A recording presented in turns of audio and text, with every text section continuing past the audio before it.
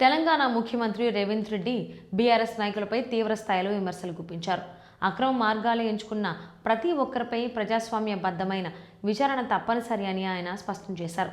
BRS నేతలు చేసిన తప్పులన్నీ ప్రశ్నించకూడదనే ధోరణి విడ్డూరంగా ఉందని, నేరాలు చేసుకుంటూ తమను ఎవరు ప్రశ్నించకూడదనే వైఖరి ప్రజలకు అర్థం కాకుండా ఉందని అన్నారు. హైదరాబాద్లోని అమరవీరుల స్మారక ట్రస్ట్ నిర్వహించిన కార్యక్రమంలో ప్రసంగించిన సీఎం రేవంత్ రెడ్డి బీఆర్ఎస్ నేతల పదవి వ్యామోహాన్ని తీవ్రంగా టార్గెట్ చేశారు. ప్రజల తిరస్కరణకు గురైనప్పటికీ పదవితో మిక్కిలి సొగసు చూపించడానికి ప్రయత్నిస్తున్నారని, వందల ఎకరాల ఫామ్ హౌస్లు, వేల కోట్ల వ్యాపారాలు వారికి ఎలా వచ్చాయో కేసీఆర్ కుటుంబం వివరించాల్సిన అవసరం ఉందని ఆయన ప్రశ్నించారు. రేవంత్ రెడ్డి వ్యాఖ్యలతో పాటు రాష్ట్ర రవాణా మరియు బీసీ సంక్షేమ శాఖ మంత్రి పొన్నం ప్రభాకర్ కూడా బీఆర్ఎస్ నేతలను విమర్శించారు.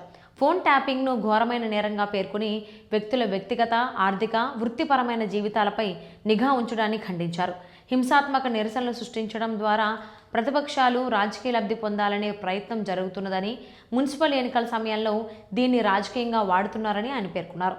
గత కొంతకాలంగా ఫోన్ ట్యాపింగ్పై దర్యాప్తు జరుగుతోందని, దర్యాప్తులో భాగంగా కేసీఆర్కు నోటీసులు ఇచ్చి విచారణ జరుపుతున్నట్లు మంత్రి పొన్నం ప్రభాకర్ తెలిపారు.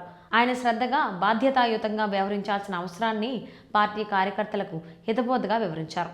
రేవంత్ రెడ్డి వ్యాఖ్యలతో బీఆర్ఎస్ నేతలపై ఖచ్చితమైన అసహనం వ్యక్తమై పార్టీ పాలన, వ్యక్తిగత లావాదేవీలపై అవగాహన కల్పించడంతో తెలంగాణ రాజకీయాలు తదుపరి తీవ్ర దశలోకి చేరాయని విశ్లేషకులు వ్యాఖ్యానిస్తున్నారు.